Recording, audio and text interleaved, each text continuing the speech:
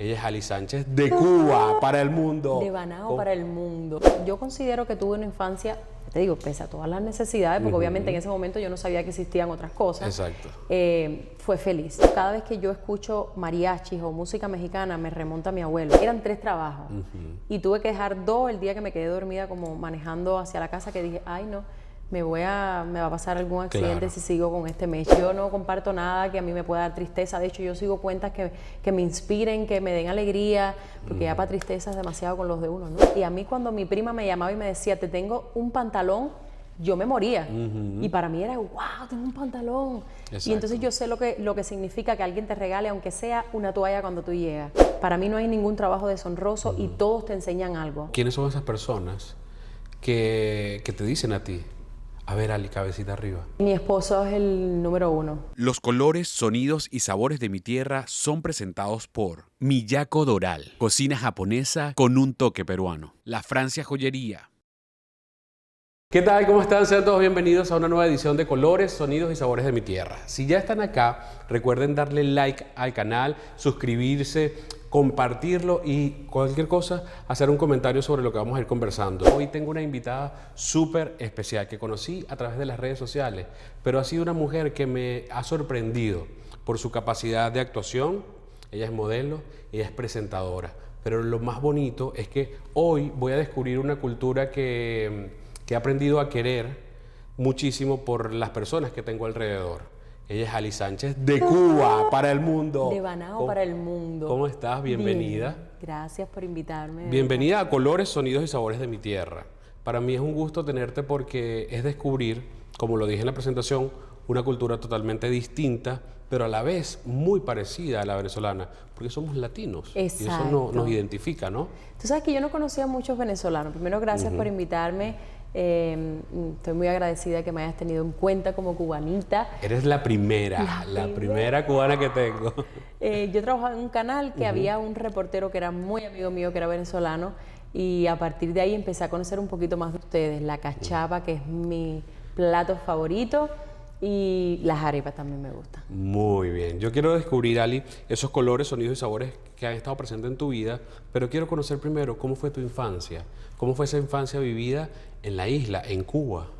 Mira, yo era de un pueblito que se llamaba Banao, que queda cerquita de Santi Espíritu. Santi Espíritu queda en el centro del país. Mis abuelitos eran de otro pueblito más intrincado que Banao, que se llamaba La Guira, y ahí me crié hasta los 6 años. Hasta que me fui hasta los 5 o hasta los 6, porque últimamente estoy un poco mal con la fecha. Entre ese rango. Exacto, entre ese rango. Y mis abuelitos vivían en la punta de una montaña, literal. O sea, nosotros no tuvimos estas carreteras asfaltadas como hasta que yo estuve en este país. Wow. Que fue que se tiró como la carretera. Antes que eso era piedra, tierra. Claro, y saca cuenta que no es hace muchos años, y lo que pasa es que en nuestros países el desarrollo va como que un poquito más lento. Más lento, exactamente. Los colores que yo tengo de toda mi vida, yo creo que por eso es que a mí me gusta tanto el color verde. Es campo. Claro, porque estás rodeada de naturaleza. Rodeada de árboles, de chirimoya, que es una fruta que a nosotros nos encanta, de mamoncillo, de mango. Ahora mismo yo estoy en una casa que literal la compramos porque el patio me recordaba a mi casa. ¿Y a qué jugabas cuando eras niña y vivías ahí en Banao, en Cuba? Mira, yo vine a tener mi primera muñeca como a los 9, 10 años, si mal no recuerdo. Wow. Pero nos las arreglábamos con, por ejemplo, pomitos de cristal. Mi hermano jugaba con unos pomitos de cristal para hacer como una yunta de buey, de toro de esto, para hacer como simular eso con 2 pomos de cristal amarrados con una soguita, y los jalaban. Y yo realmente no recuerdo nunca haber tenido como juguetes para jugar, pero para que tú veas, no es algo que me haya marcado, porque jugábamos mucho afuera. Estábamos todo el tiempo, yo iba de casa de mi abuela a casa de mi amiguita, que era 3 casas más para ahí comía y veníamos. Era divertido para mí en ese momento, ¿no? Pese a todas las necesidades. Era otra época y no la era digital que está ahorita, que los niños se pierden en cualquier aparato y tú dices, no estás disfrutando. Exacto. Lo sabroso que es un patio y vivir aventuras allí. Exactamente. Por ejemplo, nosotros se nos iba la corriente, ya sabíamos que se iba a ir a las 4 de la tarde, y para un niño es feliz porque nosotros decíamos, hoy vamos a jugar a los escondidos. O ahora vamos a jugar al burrito este que era burrito 21. Ajá. Entonces era algo divertido, tú no mides en ese momento, pero yo considero que tuve una infancia, te digo, pese a todas las necesidades, porque obviamente en ese momento yo no sabía que existían otras cosas. Exacto. Fue feliz, muy feliz. Y fíjate que has dicho varios nombres y yo echo cabeza y digo, ¿qué juego se parece a ese? Y cuando llegaste te mostré estos juegos y Henry, que está conmigo aquí y que me ha acompañado durante las grabaciones de Colores, Sonidos y Sabores de mi Tierra, me dice, ay, ¿tú crees que en Cuba no existen los juegos? Lo que quizás tienen otros nombres. Exacto, entonces me dijiste que sí conocías el trompo. El trompo sí. Y la perinola No, y el yoyo no. El yoyo sí, pero nunca lo vi físicamente. Oh, o sea, que de verdad vienes de una familia donde no era que sobraba. No. Lo único que sobraba creo que era el amor. El amor total, el amor total. Porque ahorita justamente estás hablando de tu abuela y dices, mi abuela es mía, vive conmigo, está para mí exclusivamente. Y eso refleja eso, lo que tú recibiste. Sí, mis papás trabajaban como hasta las 5 de la tarde y mis abuelitos nos criaron a mi hermano y a mí, a todos los primos que teníamos. Y, ay, Dios mío, con tan poco, eso es lo que vivíamos de verdad, felicidad y cuidar el corazón de un niño. Porque no teníamos absolutamente nada. Éramos súper humildes, pero ellos se encargaban, no sé de qué forma, de tenernos el plato de comida y que fuéramos niños felices. O sea, yo tuve una infancia extremadamente tranquila, extremadamente cuidada, protegida. Mi hogar, de verdad que fue un hogar bonito. Y qué bonito. Y sabes, bueno, esto no en vano se llama Colores, Sonidos y Sabores de mi Tierra, porque yo quiero descubrir estos tres elementos en tu vida. Okay. ¿Qué sabores recuerdas de esa infancia vivida en Banao, en la cima de la montaña? Que si yo te digo, cierra los ojos y prueba esto, que te haga volar a la infancia. ¿Qué sabores estaban presentes allí? Mira, las chicharritas de plátano. ¿Cómo son las chicharritas de plátano? O sea, el plátano lo haces como en slide chiquitito. Ajá. Parecido al tostón, pero es más fino. Ajá. En mi casa, donde yo vivía, porque a los 6 años, ya te digo, me fui a vivir a Banao, que era un pueblito como a 10 kilómetros de donde vivían mis abuelos. Nosotros yo creo que comíamos un poquito más mal que cuando estábamos con mis abuelos, porque de hecho vivíamos en una escuela secundaria. Mi papá era el director de la escuela y vivíamos en un aula dentro de esa escuela. Wow. Ahí estuvimos como 2 años hasta que ya pudimos tener una casita, que fue mi casa hasta que yo vine para este país. Y cada vez que yo me iba los fines de semana, que contaba los días para estar con mis abuelos, mi abuela me hacía chicharrita. Entonces era algo como que, wow, mi abuela siempre me hace todo lo que yo quiera. Además me dejaba comerme todas las que yo quería. Y cada vez que yo como chicharrita, me remonta a ese momento. ¿Las chicharritas son de plátano dulce o plátano verde? Plátano verde. Ajá.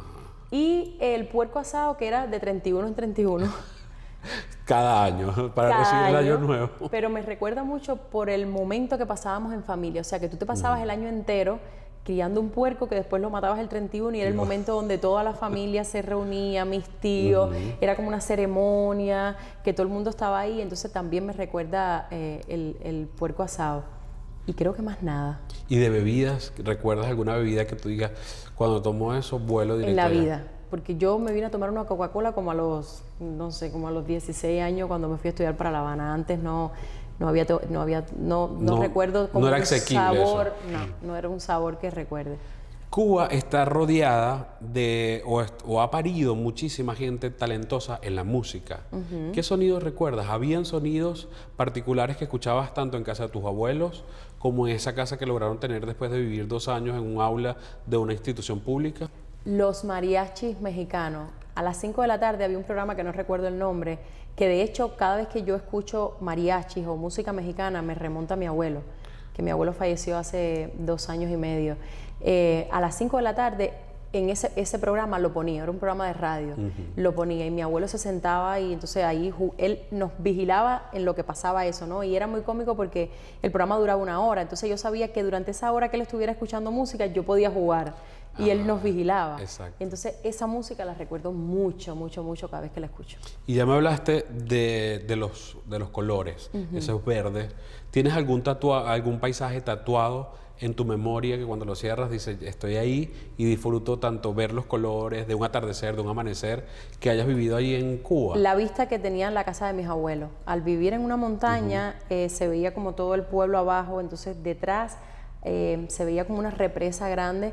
De hecho, tú sabes que a mí me llamaba mucho la atención cuando algún extranjero, que nosotros le decíamos así, visitaba Cuba, que le llamaba mucho la atención los ríos, las montañas, eso mismo donde vivía mi abuela. Y yo decía, ¿pero por qué le gusta esto? Y cuando pasan los años que yo estoy aquí, que voy, y yo me senté por primera vez en el portal de casa de mi abuela, ya viviendo aquí, yo decía, wow, es esto lo que se siente. Porque uno aquí no está acostumbrado a ver eso. O sea, yo digo que mi abuela tiene de las mejores vistas que yo he visto, vaya, como Santorini. ¿Y conserva todavía su casa? La conserva. Wow, qué bonito. Hace poquito yo la llevé, hace como unos meses atrás, y yo me sentaba en el portal y era como, ay, qué lindo, me traía tantos recuerdos, además la vista que tiene es muy bonita. Y como lo dice, fueron momentos felices. Entonces, Sí. esa canción que cantaba una trovadora que decía, uno vuelve siempre a los sitios donde amó la vida. Creo que ahí amaste la vida. Total. Aún sin electricidad, sin tener Sí. muñecas, podía ser feliz. Ali, ¿y cómo se da la etapa de migrar? De saliste de Banao, te vas luego a ese A La pueblito, Habana. exacto, a La Habana, y te vienes a Estados Unidos. ¿Cómo fue tu salida de La Habana a Estados Unidos? En el año, por los 90 y algo, cuando mis papás se separaron, mi mamá le hizo un comentario a una de sus mejores amigas. Obviamente estaba dolida porque se había separado de mi papá y dijo, yo no quiero verlo nunca más. Y la mejor amiga le dijo, entra en el bombo, en la lotería de Visa. Y mi mamá entra en esa lotería de Visa como, cualquiera, no me va a tocar Sin la nunca a ilusión, mí, exacto. sin la ilusión. Y ya yo estando en La Habana estudiando, yo estaba en segundo año, mi mamá dice, nos llegó, era un sobre amarillo, jamás se me olvida, nos llegó la lotería de Visa. Entonces aquí nosotros teníamos un tío que era el hermano de mi papá, que hacía un montón de años no lo veíamos, no teníamos a más nadie, y se hacía complicado. Uno, porque mi mamá era bibliotecaria, no tenía el dinero como para hacer Costear, ese trámite, para costear todo ese trámite. Y necesitaba, si mal no recuerdo, eran como $496 para el seguro médico el chequeo médico, eran muchas cosas, más pasaje, más todo. Y yo dije, oye, no importa, yo trabajaba en La Habana, yo había hecho una película de cine y tenía como $500 guardados, ya yo estaba haciendo un programa de humor y cada vez que me pagaban a mí, yo guardaba ese dinero para eso. Y dije, no importa, reunimos. Pero a medida que fue pasando el tiempo, empezaron a poner como trabas, se paró un tiempo la lotería de Visa y yo dije, ¿sabes qué? Voy a ir haciendo, necesitabas un affidavit en ese momento. Y a mí como que me dio un poco de miedo que mi tío no lo pudiera poner. Y yo tenía la posibilidad de irme a México. Entonces yo dije, voy a México, trabajo, hago el dinero, regreso a Cuba con ese dinero y podemos salir los tres, porque era mi mamá, mi hermano y yo. Y nada, cuando llegué a México no tenía pensado cruzar la frontera, que era como se hacía en aquel momento. Y llamé a mi mejor amiga que estaba aquí y le dije, oye, ¿cómo se cruza la frontera? Literal. Yo estaba en el DF y ella me dijo, tienes que tomar un vuelo hasta Matamoros y en Matamoros tomar un taxi del aeropuerto a la frontera. Ellos van a saber, cuando tú les dices, quiero ir hasta el centro en la frontera, ellos te van a llevar. Y fue literal así, o sea, a los 3 días de estar en México, saqué el pasaje hasta Matamoros, de Matamoros tomé un taxi, del taxi me bajé en la frontera, pagué el dinerito, entré y ahí no había absolutamente nadie, solamente yo y otra persona, y en 45 minutos ya yo estaba del lado acá y mi tío me sacó el pasaje para aquí, para Miami. Para llegar a Miami. Y aquí trabajaste para poder traer a tu mamá y a tu hermano. Exacto. Cuando yo llegué aquí, yo estaba tan feliz porque había conseguido un trabajo en un restaurante y el primer día me habían pagado como $80 de propina, que era mucho dinero para mí. Y me acuerdo que yo llegaba a casa de mi tía y mi tía me decía, eso no es nada. Y yo, ¿cómo que no es nada? $80 es mucho. Me decía, niña, no, porque yo ganaba, creo que era como $4 la hora. Y $80 de propina, eso no llegaba ni a nada aproximadamente, pero para mí era mucho dinero. Sí, pero cuando venimos de un país donde Entonces, $100 no lo ganas. es mucho. Exacto. Y entonces, bueno, trabajé ahí, a la vez ya empecé a trabajar en el Canal 41 y hacía como cositas pequeñas y vendiendo jaulas de perro también. Eran 3 trabajos. Y tuve que dejar 2 el día que me quedé dormida como manejando hacia la casa, que dije, ay no, me va a pasar algún accidente si sigo con este meche. Entonces solamente me quedé en el restaurante y en el canal hasta que ya pude quedarme solamente en el canal porque me habían contratado. Wow, y ahí te das cuenta que cada persona ha vivido una historia totalmente distinta para lograr estar en este país, que yo siempre he dicho que es el país de las oportunidades. Total. Aquí si tú te dispones te va a ir bien. Claro que sí. Y si no te dispones te va a ir como te tienes que ir. Y tu historia comenzó muy bonita porque comenzó en La Habana, haciendo imitaciones y estudiando para lo que haces ahora, porque yo te descubrí en las redes sociales y para mí fue una cosa impresionante cuando te veo hacer diferentes papeles en el área cómica. Y cuando estábamos presentándonos aquí, hablando antes de comenzar la entrevista, tú me dices, yo puedo hacer todo eso si tengo la peluca. Exacto. Si no tengo la peluca no puedo bailar, cantar o otras cosas porque te da, No, te me da da pena. mucha vergüenza. ¿Cómo inició? ¿Cómo inicia esa pasión o ese gusto por el arte? Por las cámaras, por la actuación, por representar a otros personajes. Mira, yo creo que uno no sueña con lo que no puedes lograr.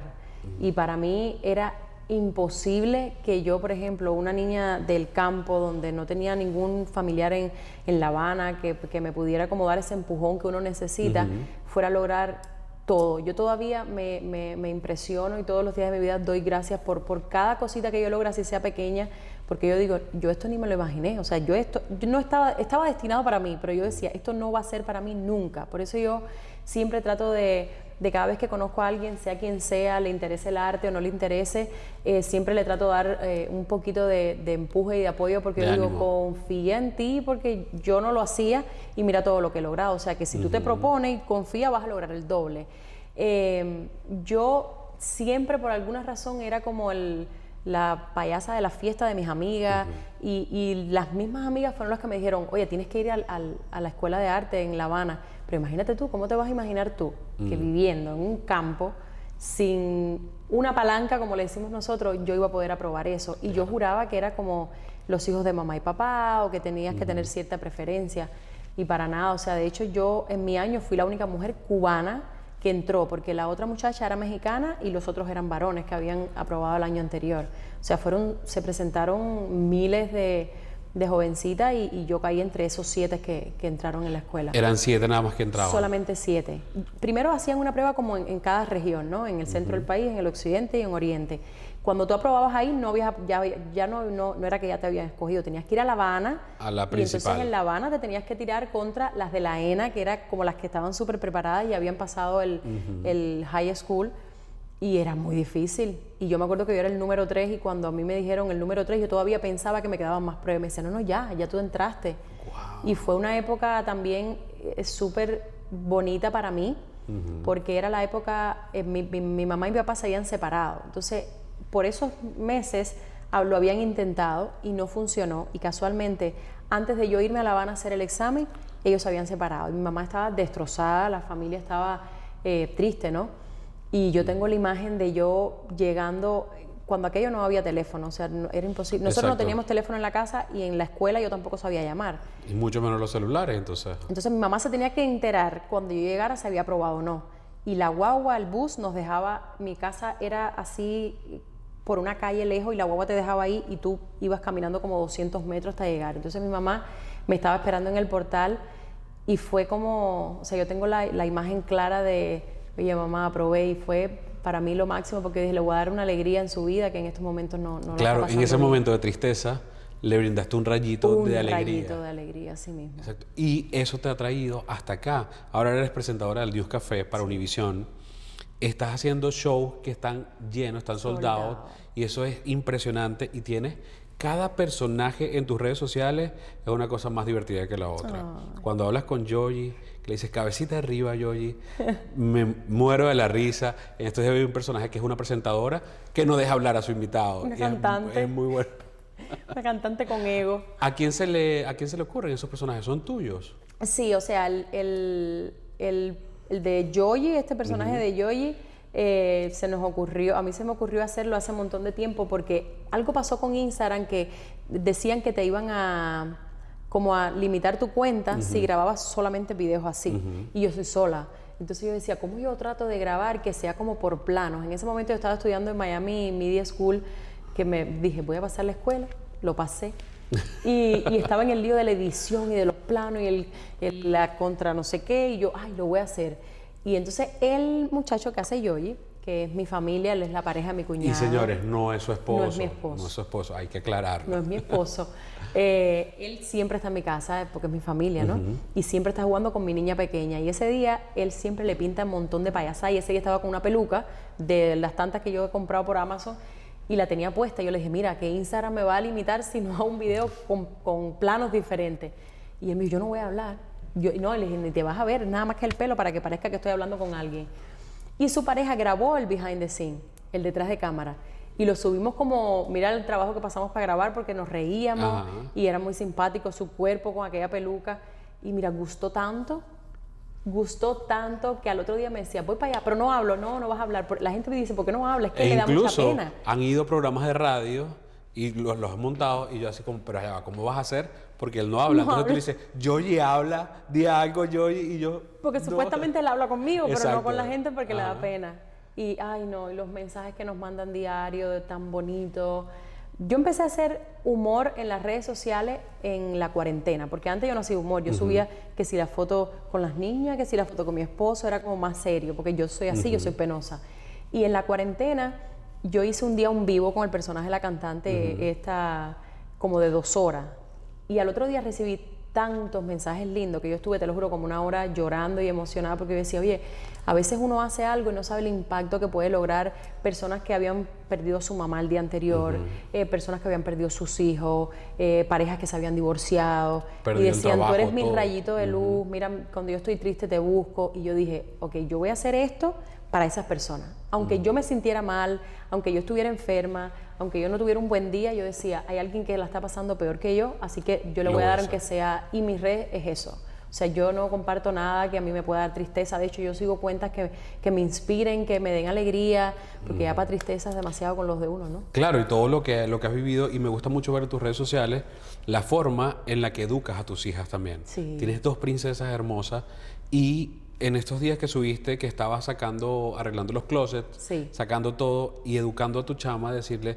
tienes mucho, hay ayudar. gente que necesita. Claro. Entonces la gente lo puede ver como que déjale su ropa. No, tú estás educando porque tú vienes de una infancia donde no lo No tuve había nada. todo, no había, a vivir una vida donde gracias a Dios tienes y que ellas tienen que valorar eso. Y que yo también fui una recién llegada. Y a mí cuando mi prima me llamaba y me decía, te tengo un pantalón, yo me moría. Y para mí era, wow, tengo un pantalón. Exacto. Y entonces yo sé lo que significa que alguien te regale, aunque sea una toalla cuando tú llegas.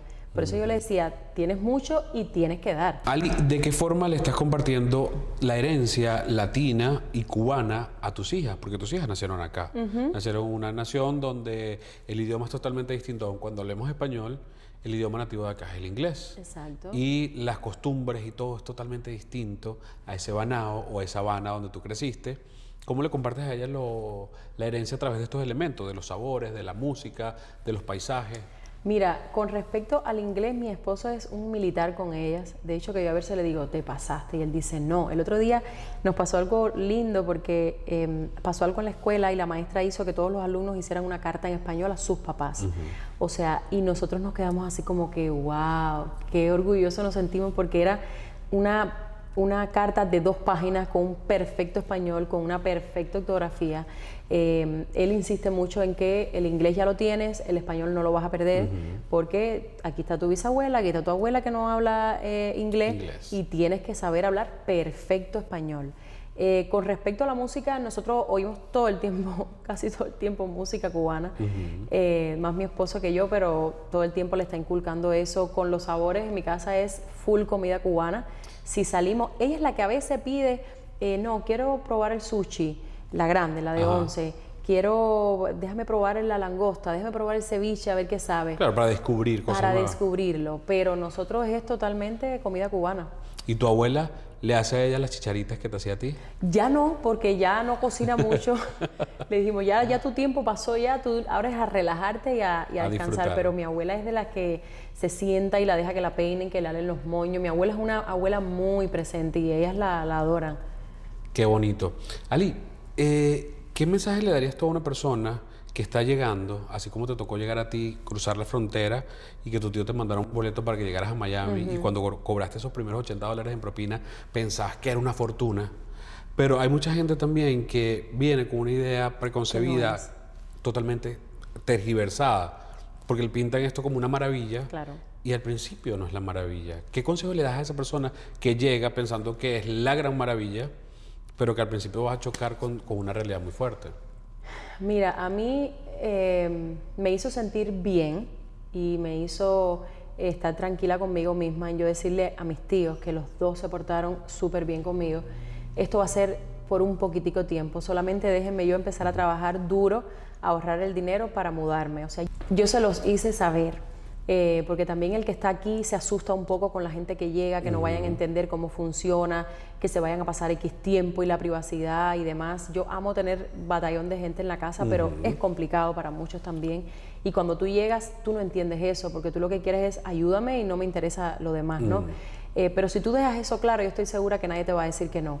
2, aprender, pero hasta del trabajo que te toque, limpiar el piso. Para mí no hay ningún trabajo deshonroso y todos te enseñan algo. Yo creo que este es un país que no tiene atajo, que tienes que pasar trabajo, pasar problemas, ir aprendiendo con los días, fallar, levantarte, volver. Pero va a llegar un momento que yo creo que cuando yo llegué a este país a mí siempre me decían, vas a ver que a los 5 años te cambia la vida. Y yo decía, Dios mío, cómo falta. Para nada, los 5 años pasan volando y si los supiste aprovechar, Dios mío, te va a ir bien. Cuando uno llega aquí, si llega enfocado y trabajando duro, hay cosas que no van a salir como uno las espera, hay trabajos que no van a funcionar, next, el otro, pero yo creo que si te enfocas y tratas de salir adelante, te va a costar trabajo, porque obviamente hay muchas personas que llegan pensando de que quiero triunfar mañana o quiero mañana ya comprarme mi casa. No es así, es un país que te dice, tienes que regirte por mí y es poquito a poco, tu casa va a llegar en este momento, no todo el mundo llega con... Y déjame decirte que no recomiendo que la gente llegue así, porque después la caída es dura. Es más fuerte todavía. Es muy fuerte.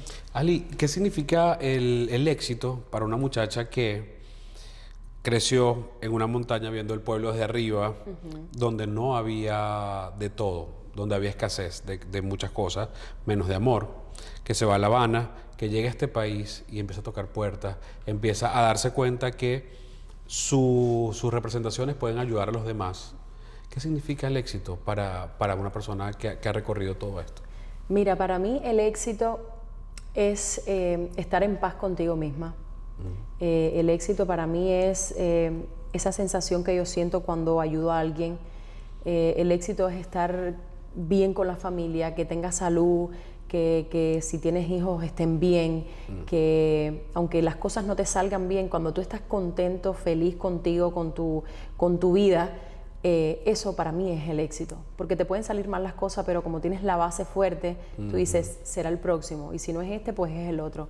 Eso para mí es el éxito. Yo tenía un concepto de éxito, que fueras famosa, que la gente te quisiera. Para mí también eso es éxito. Recibir un mensaje por la mañana de alguien que nunca en mi vida he visto y que te cambien la vida. O sea, los seguidores a mí siempre me pasan mensajes demasiado lindos. O sea, a veces yo le digo a mi esposo, lee esto, son párrafos de gente que se toma el tiempo, que a lo mejor no tiene ni tiempo para hacerlo y se sienta y te hace saber lo importante que eres en su vida. Eso para mí es el éxito, el tú impactar en alguien que jamás te ha visto y que te lo encuentres un día por la calle y llore cuando te ve. Eso para mí también es el éxito, que tú logres impactar de alguna forma.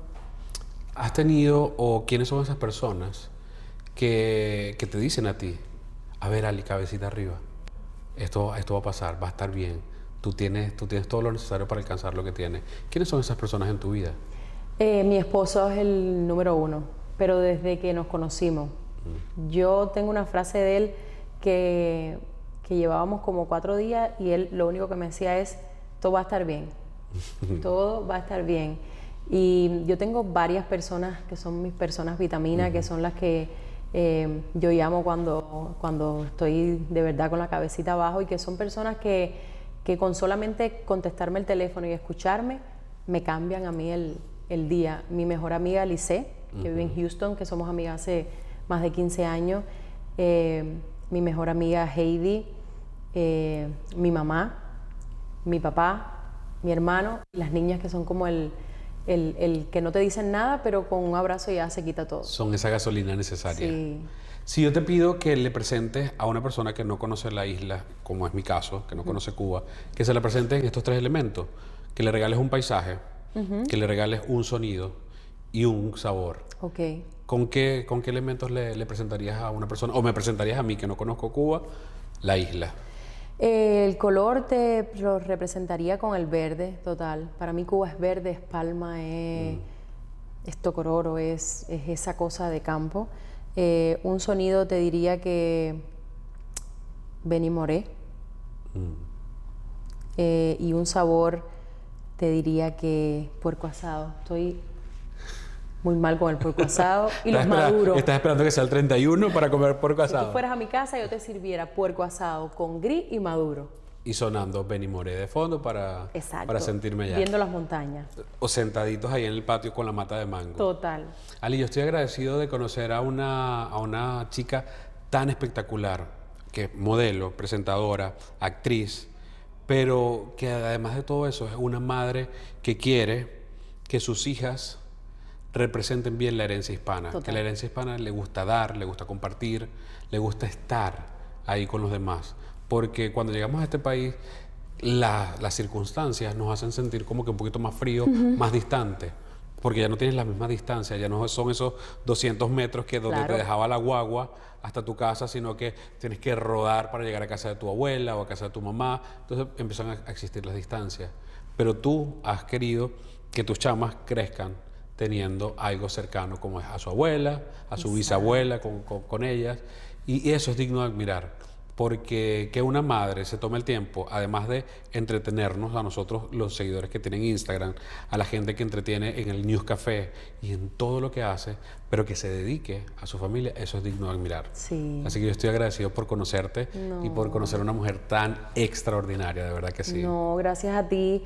Me hace de verdad súper orgullosa que sea la primera cubana en estar aquí. Y yo que feliz. me hayas esperado, por favor, que se nos había hecho tan difícil esta cita. Pero En el estoy muy tiempo de Dios es agradecida. perfecto. Así que yo tengo unos regalos para ti porque nosotros, los venezolanos, nos gusta dar, así Sí. como somos los latinos. Así que tengo regalos para ti. Mira, la gente de Miyako Doral te envió un gift card para que disfrutes del mejor sushi que hay en la ciudad del Doral. Me encanta. Sofía va a estar feliz. Mira, en Venezuela se cultiva el mejor cacao del mundo. Y María Eugenia, que tiene la marca Nanao Artisan Bar, ha recreado el tricolor venezolano en chocolates. ¡Wow! Es un chocolate vegano y sin azúcar, así que no me vas a decir, no me lo voy a comer porque voy a engordar. No, yo engordar pensando en puerco asado y maduro. Y mira, la gente de Terra Mater Studio es un venezolano de Barquisimeto que se ha encargado de hacer velas veganas que no contaminen el medio ambiente, pero que nos hagan sentir en lugares especiales. Por eso te regalo una. Oye, pero qué cantidad de cosas lindas, por favor. Una invitada tan especial se merece regalos especiales, así que Ay. te los tengo por aquí. Gracias. Ali, Qué mil gracias lindo. por regalarme este tiempo y por conocer a una persona tan especial, y te voy a ir a ver, porque quiero Por ver cuando le favor. dices a Yoyi, cabecita Cabecita arriba. Los colores, sonidos y sabores de mi tierra fueron presentados por La Francia Joyería, Miyako Doral, cocina japonesa con un toque peruano.